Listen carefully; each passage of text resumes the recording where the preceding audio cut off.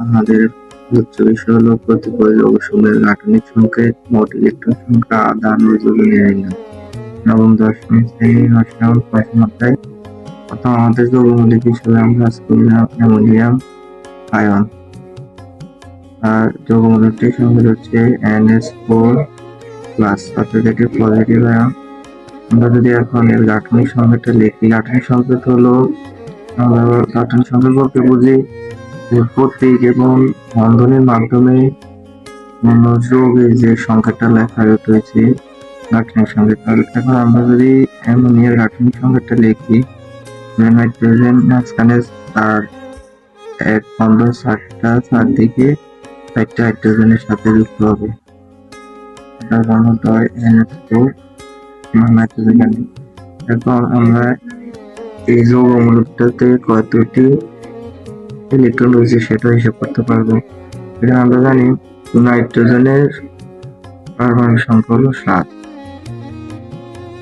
যোগ হাইড্রোজেনের পারমাণবিক সংখ্যা হলো 1, তার সাথে হাইড্রোজেনের 4। যেহেতু অ্যামোনিয়াম আয়ন যৌগমূলকটি চার্জ পজিটিভ, এখানে যদি পজিটিভ চার্জ যুক্ত হয় তাহলে ইলেকট্রন নির্ণয় এখানে মাইনাস চিহ্ন দিতে হবে, -1। তাহলে হয় 7 + 4 - 1। এটা ক্যালকুলেশন করলে হয় 7 + 3 10। এই যৌগমূলকটাতে ইলেকট্রন সংখ্যা হলো 10। আর এই যৌগমূলকতে দেখি হলে এর আদান হবে +1,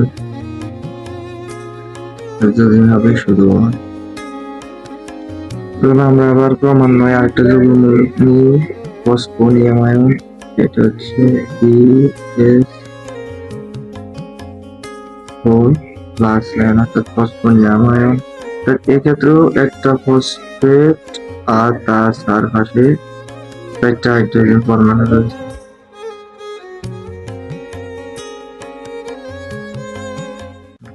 গাঠনিক সংকেত এটা যদি ইলেকট্রন সংখ্যা নির্ণয় করি তাহলে হবে ফসফেটের পারমাণবিক সংখ্যা হচ্ছে 15 যোগ হাইড্রোজেনের পারমাণবিক সংখ্যা 1 × যার সাথে 4 আছে। যেহেতু পজিটিভ আয়ন আমাদেরকে -1 এর আগেরটার মধ্যে 9 15 + 4 - 1, এটা হয় 15 + 6 18। অর্থাৎ এখানে ইলেকট্রন সংখ্যা 18। আর এর আদান প্লাস একটা চিহ্ন প্লাস রয়েছে, তাহলে আমরা বলতে পারি এর আদান হলো +1, এর যোজনী হলো শুধু 1। সেম আমরা আরেকটা যৌগমূলক হাইড্রোক্সাইড নেওয়া হয়, তাহলে গাঠনিক সংকেতটা হবে সেম এক বন্ধন হাইড্রোজেন। আর ইলেকট্রন সংখ্যা যদি আমরা নির্ণয় করি তাহলে হবে 1 + 8, যেটা নেগেটিভ আয়ন তাহলে এর সাথে 1 যোগ করতে হবে, তাহলে ইলেকট্রন সংখ্যা হয় 8 × 10 এবং এর আদান হয় -1 আর এর যোজনী হবে শুধু।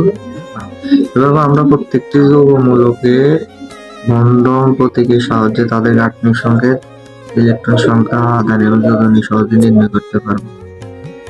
আমরা আরেকটা যৌগমূলক নিচ্ছি, সেটা হচ্ছে কার্বনেট আয়ন, CO3-। যদি গাঠনিক সংকেত লেখা হয় তাহলে হবে কার্বন, যেহেতু একটা জালিসের মাঝখানে কেন্দ্র অবস্থান করবে,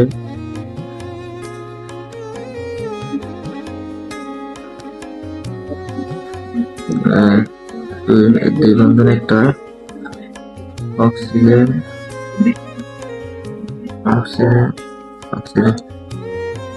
আমরা যদি ইলেকট্রন সংখ্যা নির্ণয় করি তাহলে হবে কার্বন পারমাণবিক সংখ্যা 6 যোগ অক্সিজেন পারমাণবিক সংখ্যা 8 × অক্সিজেন পরমাণু সংখ্যা 3, যদি এটা নেগেটিভ নেগেটিভ চার্জ আছে তাহলে এর সাথে যোগ করতে হবে, তাহলে সেটা হয় টোটাল 32, আর এর আধান হবে -2, দুদিন হবে সুযোগ। এবার আমরা অতি সহজে প্রত্যেকটা যৌগমূলক রাসায়নিক সংকেত মোট ইলেকট্রন সংখ্যা আধানের মধ্যে নির্ণয় করতে পারবো। ধন্যবাদ।